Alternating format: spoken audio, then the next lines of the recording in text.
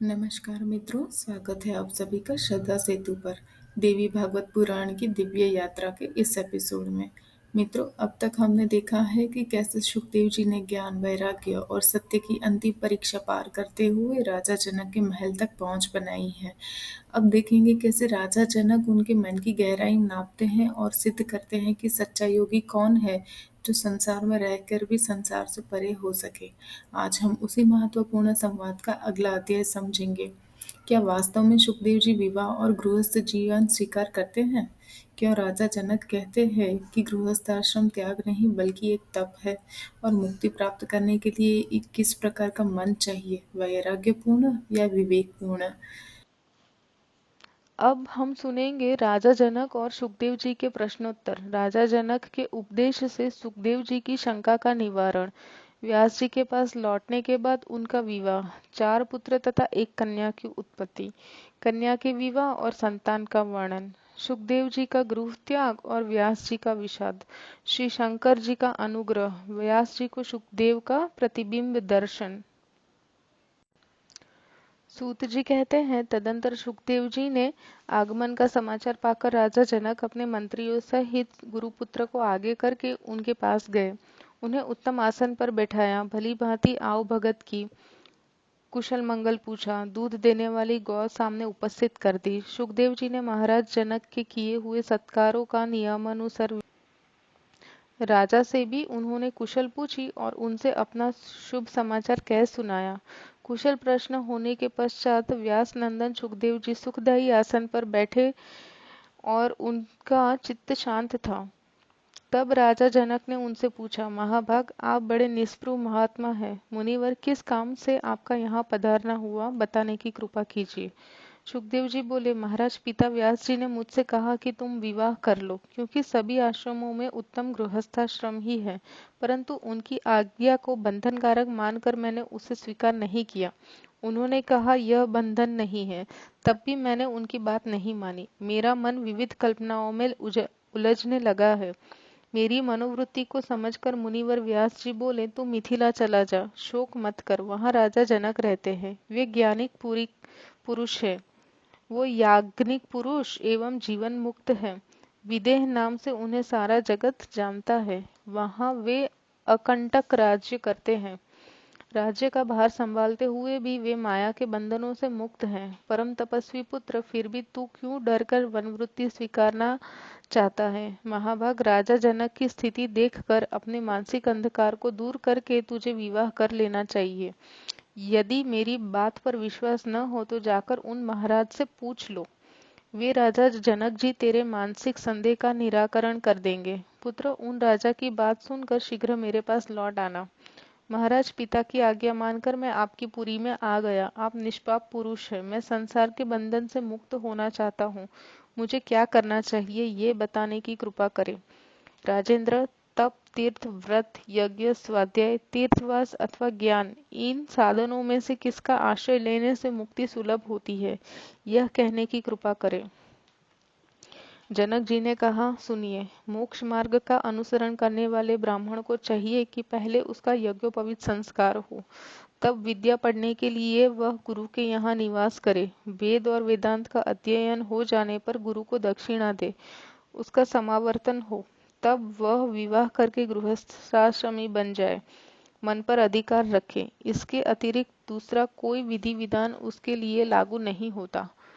संतोष रखे, दूसरे की आशा न रखे, मन में पाप को ठहरने ना दे, अग्निहोत्रादि कर्म करता रहे, सत्य बोले और सदा पवित्र रहे, पुत्र और पौत्र हो जाने पर वानप्रस्थ हो जाए, तपस्या करके काम क्रोध आदि 6 शत्रुओं पर विजय प्राप्त कर ले, तत्पश्चात पुत्र के पास रहने के लिए स्त्री की व्यवस्था कर दे, न्यायपूर्वक संपूर्ण अग्नियों का अपने में आधान करके चौथे आश्रम में पैर रखे, धार्मिक भावना मन से कभी दूर न हो, चित्त शांत रहे, शुद्ध वैराग्य हो जाने पर ही ऐसी स्थिति बनानी चाहिए। विरक्त पुरुष ही सन्यासी होने का अधिकारी है। यदि विराग नहीं हुआ तो कभी भी सन्यास लेना अनुचित है। वेद की यह सच्ची घोषणा है, मेरी समझ से इसे कोई मिथ्या नहीं बना सकता। सुखदेव जी, वेद की आज्ञा के अनुसार 48 संस्कार विहित है।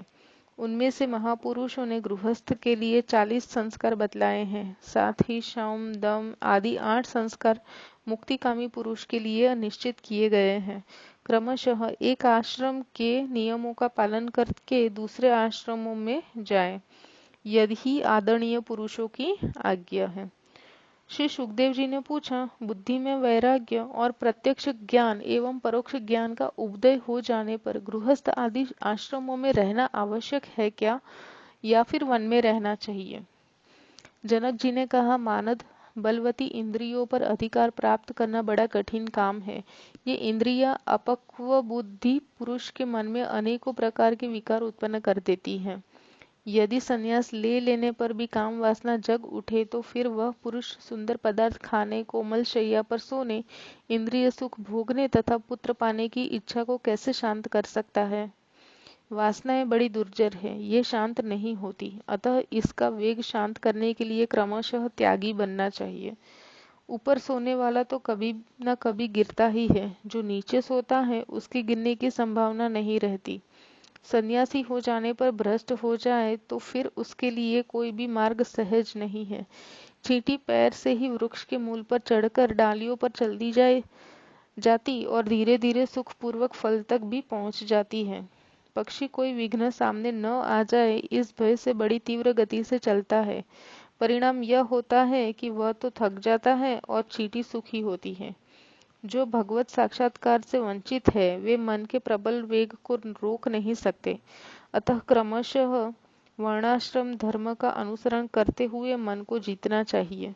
गृहस्थाश्रम में रहकर भी सदा शांत रहे, बुद्धि में विकार उत्पन्न न होने दे, आत्मा का चिंतन करें, न लाभ में प्रसन्न हो और न हानि में दुखी, प्रत्येक स्थिति में समान रूप से रहे। जो चिंता का विषय हो उसका परित्याग करते हुए विहित कर्म का आचरण करें। भगवत चिंतन की प्रसन्नता में हृदय में भरी ही रहे। ऐसा पुरुष भवबंधन से निसंदेह मुक्त हो जाता है। अनघ देखो, मैं राज्य करते हुए भी जीवन मुक्त हूँ। मैं इच्छानुसार कर्म कर लेता हूँ, किंतु कोई भी कर्म मेरे बंधन का कारण नहीं बन पाता। अनघ, जिस प्रकार भांति भांति के भोगों को भोगता हुआ तथा अनेकों कार्यों को करता हुआ भी मैं समान रहता हूँ, ठीक वैसे ही तुम भी मुक्त होने की चेष्टा करो। बंधन में डालने वाला जो प्रत्यक्ष कारण है उसे मैंने बता दिया। जिस कारण की सत्ता ही नहीं है वहाँ कैसा बंधन? पांचों तत्व और फिर अनेक गुण, ये सब केवल दिखते हैं, इसकी वास्तविकता सत्ता नहीं है। ब्रह्मन आत्म अचिंत्य शुद्ध स्वरूप और निर्लेप है। वह केवल अनुमान से जाना जाता है, कभी प्रत्यक्ष नहीं होता। फिर वह बंधन में कैसे आएगा? द्विजवर सुख और दुख के अगाध सागर में डुबाने वाला यह मन ही है। इसके शुद्ध हो जाने पर सभी इंद्रियों में विकार का अभाव हो जाता है। चाहे कोई संपूर्ण तीर्थों में बार बार जाए और गोता लगाए, परंतु जब तक मन में पवित्रता नहीं आती तब तक उसका सब कुछ किया कराया व्यर्थ है। परम तप मनुष्य को बंधन में डालने और मुक्त करने में देह, जीवात्मा और इंद्रिया कोई भी कारण नहीं है। केवल मन ही उन्हें मुक्त करने और फंसाने में निमित्त बनता है। आत्मा तो सदा शुद्ध और मुक्त स्वरूप है, वह किसी प्रकार के बंधन में नहीं फंसता।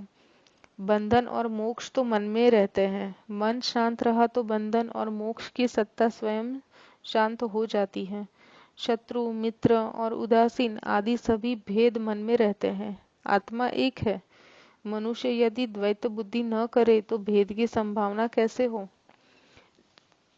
जीव ब्रह्म स्वरूप है, मैं यही नित्य ब्रह्म हूँ, इसमें कुछ भी विचारणीय नहीं है। जगत में अविद्या फैली है, इसी से जीव और ब्रह्म में भेद बुद्धि की प्रतीति होती है। महाभाग, यह अविद्या विद्या से अर्थात ब्रह्म ज्ञान से शांत होती है। अतः विवेकी पुरुष को चाहिए कि विद्या और अविद्या के विषय में भली भांति जानकारी प्राप्त कर ले। धूप में रहे बिना छाया के सुख का अनुभव कैसे हो, ऐसे ही सामने अविद्या आए बिना विद्या की महत्ता कैसे जानी जा सकती है। गुणों में गुणों का, भूतों में भूतों का तथा विषयों में इंद्रियों का रहना स्वाभाविक है, फिर इसमें आत्मा का क्या दोष? सबके पालनार्थ वेदों में मर्यादा स्थापित कर दी गई है। अनग यदि पुरुष उसके अनुसार न चले तब तो नास्तिकों के विचार के अनुसार धर्म की सत्ता ही मिट जाएगी। धर्म के नष्ट हो जाने पर वर्ण व्यवस्था भी स्थिर न रह सकेगी। अतः वेद के बताए हुए मार्ग से चलने वाले ही कल्याण के भागी होते हैं। श्री सुखदेव जी ने कहा, महाराज, मेरा हृदय इस संदेह से अलग नहीं हो पाता कि जिसके चारों ओर माया का विस्तार है, उसकी स्पृहा शास्त्र का ज्ञान एवं नित्य और अनित्य वस्तु का विवेक होने पर भी मनुष्य का मन मोह में फंसा ही रहता है।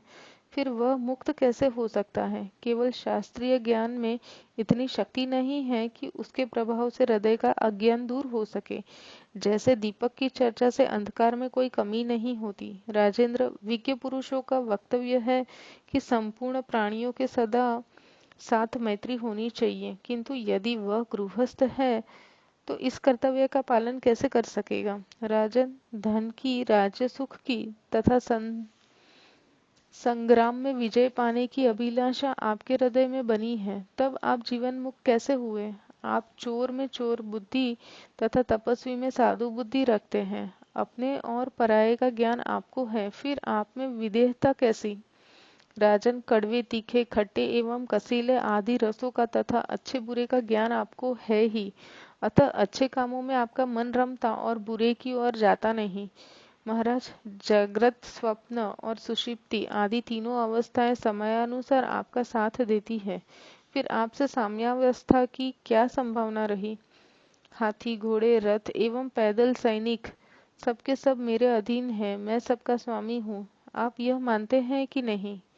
राजन, आप मधुर पदार्थ को प्रसन्नता पूर्वक खाते हैं। स्वादहीन भोजन में वैसी ही प्रसन्नता नहीं रहती। तब फिर माला और सर्प में आपकी समानता दृष्टि कहाँ रही? महाराज, विमुक्त तो वह हो सकता है जिसकी मिट्टी के ढेले, पत्थर और सुवर्ण में समान दृष्टि है, जो सब में एक बुद्धि रखता है तथा संपूर्ण प्राणियों के हित साधन में लगा रहता है। अतः अब मेरा मन क्षण भर के लिए भी घर एवं स्त्री आदि में रमना नहीं चाहता। एकांतर में रहकर इच्छाओं को शांत करके सानंद समय व्यतीत करूं, यह मेरी बुद्धि निर्णय कर रही है। मैं किसी का साथ न करूंगा। ममता मन से अलग रहेगी। फल, मूल, पत्ते जो कुछ मिलेगा खा लूंगा। सुख दुख के अनुभव से अलग रहूंगा और किसी वस्तु का संग्रह नहीं करूंगा। सदा शांति पूर्वक मृग की भांति विचरा करूंगा। राजन, जब मेरे मन में वैराग्य का उदय हो गया और सभी सुख दुख आदि गुण शांत हो गए, तब घर, धन और सुंदर स्त्री से मुझे क्या प्रयोजन है? आप अनेकों आसक्तियों से युक्त तरह तरह की बात सोचते रहते हैं और कहते हैं कि मैं जीवन मुक्त हूँ। मुझे तो आपका यह व्यवहार दंभ ही जान पड़ता है। राजन, कभी शत्रु विषयक, कभी धन विषयक और कभी सेना विषयक चिंता आपके मन को घेरे रहती है। आपकी तो बात ही कौन सी है? जो मुनिगण सूक्ष्म भोजन करते हैं और अपने व्रत में अटल हो वन में तपस्या करते हैं और जानते हैं कि संसार मिथ्या है, वे भी इस जगत जलाल में फंस जाते हैं। राजन, आपके कुल में उत्पन्न होने वाला विदेह नाम ही रख दिया जाता है। इससे आप बिल्कुल विपरीत बात समझ लीजिए। जैसे किसी मूर्ख का नाम विद्याधर, अंधे का नाम दिवाकर और दरिद्र का नाम लक्ष्मीधर रख दिया जाए तो उनके वे नाम अनर्थक ही है। जनक जी ने कहा, द्विजवर, तुमने बात बिल्कुल सच्ची कही है, इसमें कुछ भी झूठ नहीं है। तब भी सुनो, मेरे गुरु व्यास जी एक आदरणीय पुरुष हैं। माना तुम उनके पास न रहकर वन में जाना चाहते हो, पर वहां भी तो मृगों से तुम्हारा संबंध होगा ही, यह बिल्कुल निश्चित है। जब महापंचभूत में कोई स्थान भी रिक्त नहीं है, तब तुम वहां निसंग कैसे रह सकोगे? मुने, भोजन की चिंता तो कभी साथ छोड़ती नहीं, फिर तुम निश्चिंत कैसे हुए? जिस प्रकार वन में रहते हुए भी तुम्हें अपने दंड, मृगचर्म की चिंता लगी रहती है, वैसे ही मुझे अपने राज्य की चिंता है। तब हम दोनों की चिंता समान रही या नहीं? बल्कि दूर देश में जाने के कारण तुम्हारा मन अधिक चिंतित रहेगा। मेरे मन में तो संदेह की कल्पना भी नहीं उठती। मैं सब तरह के संकल्प विकल्पों को त्याग चुका हूँ। मुने, सर्वथा सुख से खाता और सुख से सोता हूँ। जगत मुझे बांध नहीं सकता। मैंने यह निश्चय धारणा बना ली है, अतः मैं सभी समय सुखी रहता हूँ और यह शंका तुम्हें निरंतर दुखारणों में डुबाया करती है, इसलिए अब सजग हो जाओ। इस चिंता का परित्याग करके सुखी होना अपना परम कर्तव्य है। यह देह मेरी है, यही बंधन, और यह देह मेरी नहीं है, यही मुक्तता है। ऐसे ही धन, गृह और राज्य में जो अपनी ममता स्थापित कर दी जाती है, वही निसंदेह बंधन है। ममता न हो तो कहीं कोई बंधन नहीं। बंधन शरीर तथा घर में नहीं है, यह तो अहंता ममता में है। सूत जी कहते हैं, जनक जी का उपर्युक्त कथन सुनकर सुखदेव जी का मन मुग्ध हो गया। उनकी शंकाएं नष्ट हो गई। उसी क्षण जनक जी से आज्ञा लेकर वे व्यासाश्रम को चल पड़े। पुत्र को आते हुए देखकर व्यास जी के सुख की सीमा न रही। उन्होंने सुखदेव जी को गोद में बिठा लिया, मस्तक सूंघा, फिर उनकी कुशल पूछी। इसके बाद सुखदेव जी अपने पिता के पास ही उनके सुंदर आश्रम पर रहने लगे।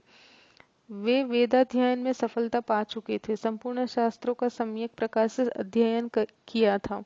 राज्य करते हुए भी जनक जी की जो स्थिति थी, उसे देखकर सुखदेव जी के मन को बड़ी शांति मिली। अब पिता के आश्रम पर रहना उन्हें अभिष्ट हो गया। पितरों की एक सौभाग्यवती कन्या थी। उस समय सुंदरी का कन्या का नाम था पिवारी। योग पथ के पथिक होते हुए भी सुखदेव जी ने उसे अपनी पत्नी बनाया। उस कन्या से उन्हें 4 पुत्र हुए, कृष्ण, गौरप्रभ, भूरी और देवश्रुत। कीर्ति नाम की एक कन्या हुई। परम तेजस्वी सुखदेव जी ने विभ्रज कुमार नाम महामना अहुण के साथ उस कन्या का विवाह कर दिया। अणु के पुत्र श्रीमान ब्रह्मदत्त हुए। सुखदेव जी के दौहित्र ब्रह्मदत्त बड़े प्रतापी राजा हुए। साथ ही वे ब्रह्मज्ञानी भी थे। कितने समय तक वहां रहकर नारद जी ने उन्हें ब्रह्म ज्ञान का उपदेश दिया था। ज्ञान की पराकाष्ठा कर पहुंचकर ब्रह्मदत्त ने सर्वोत्कृष्ट योग मार्ग का अनुसरण किया। फिर पुत्र को राज्य सौंप कर वे बद्रिकाश्रम चले गए। माया बीज के उपदेश से उनका ज्ञान अत्यंत निर्मल हो गया था। नारद जी की कृपा से वे बहुत शीघ्र मुक्तिप्रद ज्ञान के अधिकारी हो गए थे।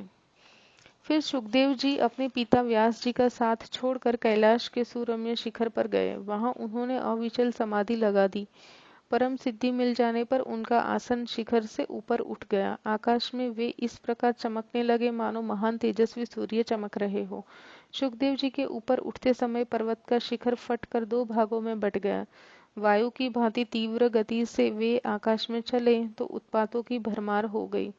ऋषिगण ने उनका स्तवन आरंभ कर दिया। उस समय सुखदेव जी तेजस्वी होने के कारण आकाश में एक दूसरे सूर्य के समान अत्यंत प्रकाशित होने लगे। उधर व्यास जी को असीम विषाद हुआ। उनके मुख से बार बार हे पुत्र यह शब्द निकल रहा था। वे पर्वत के उस शिखर पर चले गए जहाँ सुखदेव जी ने योगाभ्यास किया था। व्यास जी की दयनीय दशा समझकर सुखदेव जी ने उत्तर दिया। उनके वचन से सभी जान गए कि सुखदेव जी व्यष्टि शरीर को समष्टि में मिलाकर आकाश में चले गए हैं। उस पर्वत के शिखर पर अब तक भी स्पष्ट उत्तर सुनाई पड़ता था। व्यास जी का विलाप बंद न हुआ। वे शोक के उमड़े सागर में डूब रहे थे। मुख से पुत्र पुत्र की करुण ध्वनि निकल रही थी। मन पर विरह का बादल मंडरा रहा था। उनकी स्थिति देखकर भगवान शंकर वहां पधारे और उन्होंने उनको समझाना आरंभ किया। व्यास, तुम शोक मत करो। तुम्हारा पुत्र सुखदेव योग शास्त्र का प्रकांड विद्वान है। उसे वह उत्तम गति सुलभ हुई है जो अकृतात्मा कभी पा नहीं सकते। तुम तो स्वयं विज्ञ पुरुष हो, अतः सुखदेव के विषय में तुम्हें कुछ भी चिंता नहीं करनी चाहिए। अनघ ऐसे योग्य पुत्र की प्राप्ति से तो तुम्हारी कीर्ति विस्तृत हो गई है। व्यास जी ने कहा, देवेश, मैं क्या करूं? विवश हो गया हूँ। पुत्र को देखने से अतृप्त मेरा नेत्र अब भी उसे देखने के लिए छटपटा रहा है। महादेव जी बोले, तुम्हारे पुत्र की मन को अत्यंत मुग्ध करने वाली छाया तुम्हें निकट ही दिखाई पड़ेगी। महान तप करने वाले मुनिवर उस प्रतिबिंब को देख। सूत जी कहते हैं, फिर तो सुखदेव जी का परम प्रकाशमान प्रतिबिंब व्यास जी को दिखाई पड़ने लगा। मुनि को वर देकर भगवान शंकर वहीं अंतर्धान हो गए। उनके अंतर्धान होने के पश्चात व्यास जी अपने आश्रम पर लौट गए। इसी के साथ हमारे आगे हम सुनेंगे व्यास जी का सरस्वती नदी के तट पर निवास, शांतनु के कथा प्रसंग में भीष्म जी के द्वारा काशीराज की कन्याओं का हरण, चित्रांगद के मरण और विचित्र वीर्य के विवाह आदि की कथा, और व्यास जी के द्वारा। मित्रों, आज के अध्याय ने हमें एक महत्वपूर्ण सत्य सिखाया है कि मुक्ति मार्ग संसार छोड़ने में नहीं, बल्कि मन को शुद्ध करने में है।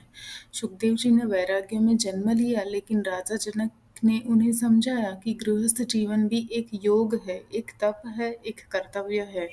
जब तक मन निर्मल नहीं होता, कोई भी अवस्था, साधु या गृहस्थ, मुक्ति नहीं दे सकती। अगले एपिसोड में हम देवी भागवत की और भी गहन कथाओं में प्रवेश करेंगे। आपके विचार, प्रश्न और अनुभव टिप्पणी में अवश्य साझा करें। चैनल को सब्सक्राइब करें ताकि अगला भाग आपको तुरंत प्राप्त हो। जय माता दी।